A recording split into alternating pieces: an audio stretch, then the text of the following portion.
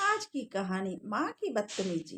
पारुल की mummy bank में नौकरी करती है। पारुल अपनी मम्मी की इकलौती संतान है। पापा के बाद मम्मी ने ही पारुल को पढ़ाया लिखाया। पारुल ने अपनी पसंद से शादी की थी।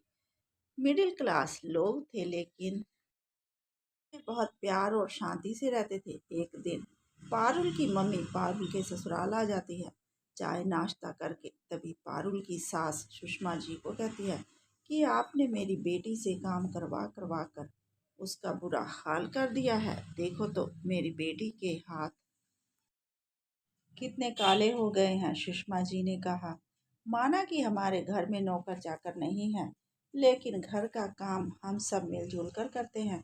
किसी भी काम को करने के लिए हम अपनी बहू को तंग नहीं करते। लेकिन पारुल की माँ कोई भी बात सुनने को तैयार नहीं थी। तभी वहाँ पारुल आ जाती है और कहती है कि माँ, मैं घर का काम अपनी मर्जी से करती हूँ। तभी पारुल की माँ ने कहा कि तू तो चुप कर, तुझे मैंने इतने लाड प्यार से रखा हुआ था और यहाँ आते ही तुझे नौकरानी बना दिया। पारुल ने अपनी माँ को बहुत समझाया, लेकिन वह बोलती ही गई। पारुल की सास चुपचाप सुनती रही। दूसरे दिन सुषमा जी के पड़ोस में उनके बच्चे का जन्मदिन था, जहाँ पर सुषमा जी और पारुल को भी बुलाया हुआ था। सुषमा जी ने पारुल से कहा कि बहू, समधन जी को भी साथ ही ले चलते हैं, घर में अकेले क्या करेंगी। अब तीनों तैयार होकर पड़ोस में जन्मदिन पर चली गई। पड़ोसन ने पारुल से कहा कि तुमने बड़ी हल्की साड़ी पहनी हुई है। तभी पारुल की माँ ने कहा कि इसकी सास को अपनी साड़ियों से फुर्सत हो तो मेरी बेटी को साड़ी ला कर दे।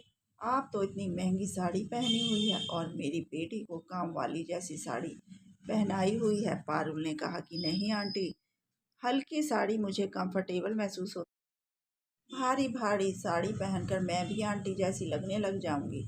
पारुल ने अपनी माँ को कहा कि मम्मी, आप यहाँ पर भी आकर शुरू हो गई। क्यों मेरी सास के बारे में इस तरह गलत बोलती रहती हो। मेरी सास बहुत ही अच्छी है। इस तरह से बात बात पर आप उन्हें सुनाया ना करो। शाम को घर आकर पारुल की माँ ने कहा कि समधन जी, अगर आपके पास अपनी साड़ियाँ खरीदने के बाद पैसे बच जाएं, तो मेरी बेटी को भी अच्छी साड़ियाँ दिलवा दिया करो।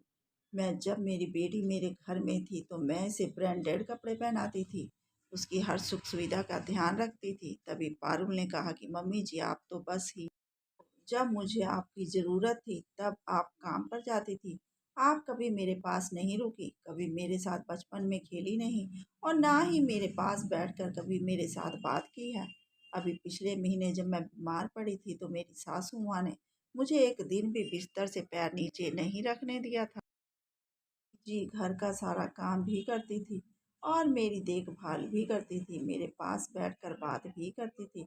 जिस दिन से मैं इस घर में आई हूँ, सब मुझे बहुत प्यार करते हैं और मुझे टाइम भी देते हैं, जो कि आपके पास कभी नहीं था। इसलिए मेरी मम्मी जी को कुछ भी कहने की कोई ज़रूरत नहीं है।